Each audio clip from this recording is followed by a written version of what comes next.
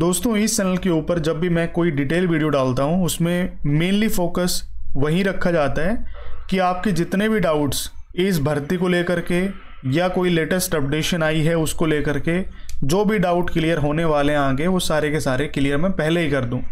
लेकिन आप लोगों को अभी शॉर्ट्स की रील्स की ऐसी आदत लग चुकी है कि आप लोग 10 से 15 मिनट की जो वीडियो है वो डट करके नहीं देख सकते। हालांकि जो इससे पहले वीडियो मैंने बनाई थी उसमें सारे के सारे जो डाउट्स थे वो बहुत अच्छे तरीके से क्लियर कर दिए थे, लेकिन उस वीडियो के नीचे बहुत सारे कमेंट्स हैं। उसमें कोई पूछ रहा है सर हमारा नाम क्यों नहीं आया, हमारे पास मेल क्यों रिसीव नहीं हुआ। कोई कह रहा है सर ये फेक है, कोई कह रहा है हमारे पास मेल रिसीव हुआ है तो एप्लीकेशन फॉर्म कैसे फिल करें, कहाँ पे हमें ये डॉक्यूमेंट्स भेजने हैं, है ना। इस प्रकार के बहुत सारे जो मैसेजेस हैं और कमेंट्स हैं वो मेरे को रिसीव हुए थे 1 मई को। जैसे ही ये मेल आने शुरू हुए उसके बाद मैंने वीडियो बना दिया था। वीडियो बनाते ही आप वीडियो को नहीं देखेंगे, आपको सभी को पर्सनल कंसल्टेशन चाहिए।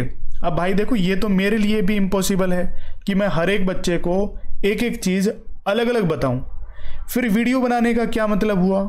वीडियो इसलिए ही बनाया जाता है ताकि आप लोगों का जो भी डाउट हो उस वीडियो में आपको उस डाउट का जो आंसर हो मिल जाए।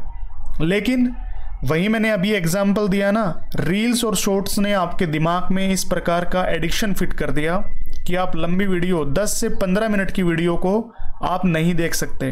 क्यों? क्योंकि उसमें एंटरटेनमेंट नहीं है, आपके सवाल का जवाब तुरंत नहीं है, आपको उसमें थोड़ा सा वेट करना पड़ेगा और आज के दिन आप लोग वेट कर नहीं पाते। तो हालांकि मैंने पिछली वीडियो में सारे के सारे जो डाउट्स थे वो क्लियर कर दिए थे। अगर आप उस वीडियो को ढंग से देखेंगे तो आपके सारे के सारे जो डाउट्स हैं वो क्लियर हो जाएंगे। लेकिन अभी जो कॉमन डाउट मैंने देखे उस वीडियो के नीचे, उन सभी सवालों का जवाब मैं इस वीडियो में देने वाला हूं। सबसे पहले तो ये जो मेल है उन्हीं कैंडिडेट्स के पास रिसीव हुई हैं जिन्होंने दिल्ली पुलिस ड्राइवर 2022 के अंदर रिटन एग्जामिनेशन दिया, फिजिकल दिया और ट्रेड टेस्ट दिया। उन्हीं के पास ही ये मेल रिसीव हुए। कहीं ना कहीं वो फाइनल लिस्ट के अंदर कुछ पॉइंट मार्क्स से रह गए थे। अब जो पॉइंट मार्क्स से रहे हैं ना, 0 पॉइंट कुछ रहा है, उन्हीं के पास ही ये मैसेज देखने को मिला, ये मेल देखने को मिला। अब पॉइंट 2 से रहा है, पॉइंट 3 से रहा है, पॉइंट 4 से रहा है, वो तो देखिए कैबिनेट सेक्रेटरीट ने आपके पास मेल किया है तो उसको ही पता होगा कैसे क्या शॉर्टलिस्टिंग इसकी की गई है, किन किन कैंडिडेट्स के पास ये मेल भेजे गए हैं। लेकिन मेरे पास जो मैसेज रिसीव हुए, जिन कैंडिडेट से मेरी बात हुई, मोस्टली उनमें वही हैं जो पॉइंट 2, पॉइंट 3 यानी कि पॉइंट के बाद ही कुछ मार्क्स से रहे हैं, उनके पास ये मेल रिसीव हुए हैं। दूसरी बात कि सर हमारे तो पॉइंटों में ही मार्क्स थे लेकिन हमारे पास ये मेल रिसीव क्यों नहीं हुआ? आप तो अभी पॉइंटों में बात कर रहे थे। तो देखिए इसमें एक एज फैक्टर दिया हुआ है। एज यहाँ पे 21 से 27 साल दी हुई है और ये जनरल कैटेगरी के लिए है। और ये एज कब से काउंट होगी? 1 जुलाई 2022 को आपकी एज 21 से 27 साल के बीच में होनी चाहिए। तो गूगल पे आपको एज कैलकुलेटर मिल जाएगा, उसके ऊपर मैंने एक सेपरेट वीडियो भी बना रखा है चैनल पे, वो भी मिल जाएगा कैसे एज कैलकुलेट करें। नीचे पिन कर दूंगा मैं डिस्क्रिप्शन में उसका लिंक, आप उस वीडियो को दोबारा से देख लेना और वहां से आप अपनी एज काउंट कर सकते हैं कि भाई मेरी एज 1 जुलाई 2022 को क्या थी। 21 से 27 साल मैं जनरल कैटेगरी के लिए बता रहा हूं। और इसके अलावा ओबीसी, एससी, एसटी के लिए एज में छूट मिलती है, जैसे कि ओबीसी में 3 साल तक की छूट मिलती है और एससी एसटी में 5 साल तक की छूट मिलती है। और इसका फैक्टर यहां पे बताया हुआ है इन्होंने। The upper age limit is relaxable as per government of India instructions issued is respect of different categories from time to time, ये बताया हुआ है। तो यहाँ पे आप अपनी एज मतलब बढ़ा करके चेक कर सकते हैं कि भाई 3 साल में अपर एज में ओबीसी वाले 3 साल का रिलैक्सेशन देख सकते हैं और एससी एसटी वाले 5 साल तक का। ठीक।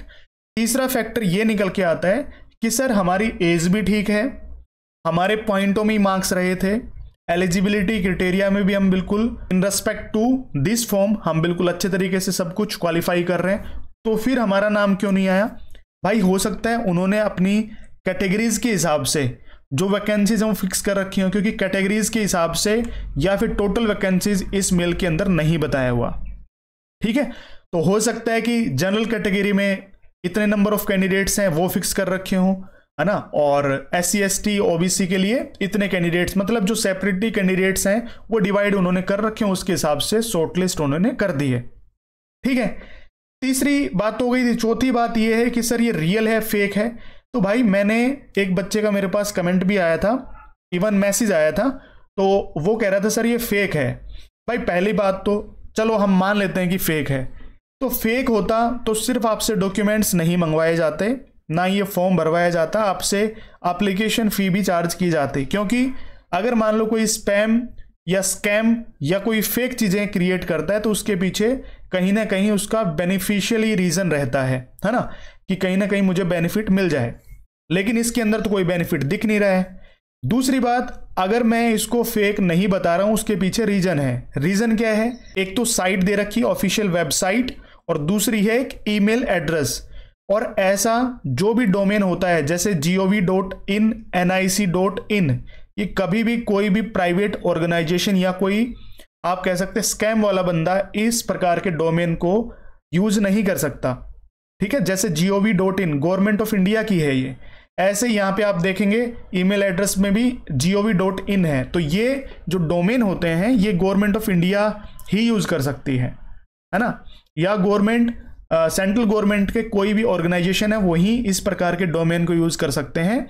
अलग से कोई भी प्राइवेट ऑर्गेनाइजेशन इस प्रकार के डोमेन को यूज नहीं कर सकता।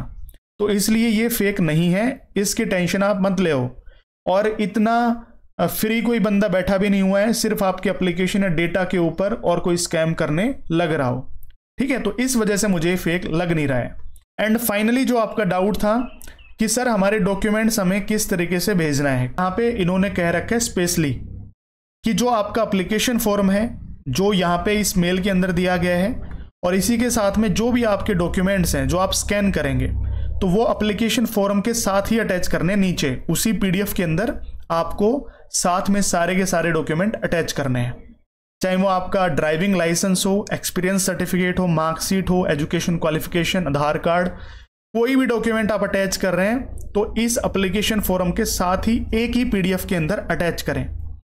दूसरा जो फॉर्मेट आपको भेजना है वो क्या भेजना है, उसमें सिर्फ आपको पासपोर्ट साइज फोटोग्राफ भेजनी है जो JPEG फॉर्मेट के अंदर हो, वो PDF फॉर्मेट के अंदर नहीं भेजनी है। तो एक तो आपको PDF शेयर करनी है जिसमें एप्लीकेशन फॉर्म और जितने भी डॉक्यूमेंट्स आप स्कैन करके अपलोड करेंगे वो होने चाहिए एक PDF के अंदर। दूसरा आपको पासपोर्ट साइज फोटोग्राफ भेजनी है जो JPEG फॉर्मेट के अंदर हो, वो PDF मत भेजना।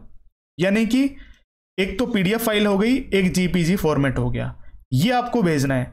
और ये इस पे मत भेजना, ये तो एक वेबसाइट है जो अभी फिलहाल काम भी नहीं कर रही है। अगर मैं इसको ओपन करके देखता हूं तो इस पे एरर आ जा रहा है। आपको कहां पे भेजनी है? इस ईमेल एड्रेस के ऊपर। आप खुद देखेंगे ना यार, अगर कोई भी ईमेल एड्रेस होता है उसमें @ यूज किया जाता है। जैसे कि ये मेल जो है ये रिसीव हुई है इसी मेल ID से, अगर आप यहां पे देखेंगे तो इसमें भी @ है। ये कोई मेल एड्रेस नहीं है, ये वेबसाइट है। यहाँ पे मेल ID ये है, इस ईमेल के ऊपर आपको मेल करना है जो मैंने आपको बताया, एक PDF और इसके अलावा एक आपका पासपोर्ट साइज फोटोग्राफ जो JPEG फॉर्मेट के अंदर हो। ठीक है ना, ये आपको काम करना है, राइट। और ये कब तक कर देना है? तो 12 मई 2024 तक आप ये डॉक्यूमेंट्स अपने भेज सकते हैं। इसके अलावा एक डाउट और भी आ रहा था कि सर हमारा एक्सपीरियंस सर्टिफिकेट कहाँ से बनवाएं। तो देखिए ये एक डिफ़िकल्ट टास्क होता है किसी भी स्टूडेंट के लिए, क्योंकि वो तैयारी करता है, कहीं गाड़ी या कोई व्हीकल नहीं चलाता है, तो फिर वो एक्सपीरियंस सर्टिफिकेट कहाँ से बनवाए। मैंने आपको हमेशा बोला है भाई, जब भी आप किसी भी गवर्नमेंट ऑर्गेनाइजेशन के अंदर कोई फॉर्म लगाते हैं ड्राइवर का, तो साइड बाय साइड आप थोड़ी जानकारी निकाल करके किसी प्राइवेट ऑर्गेनाइजेशन से, ट्रांसपोर्ट कंपनी से, ईंट भट्ठे से, कहीं से भी जहाँ पे गाड़ियाँ चलती हों वहाँ से अपना एक एक्सपीरियंस सर्टिफिकेट बनवा लो कि भाई इस टाइम से लेकर के इस टाइम के बीच में मैंने यहाँ पे काम किया हुआ है, ड्राइविंग करी हुई है।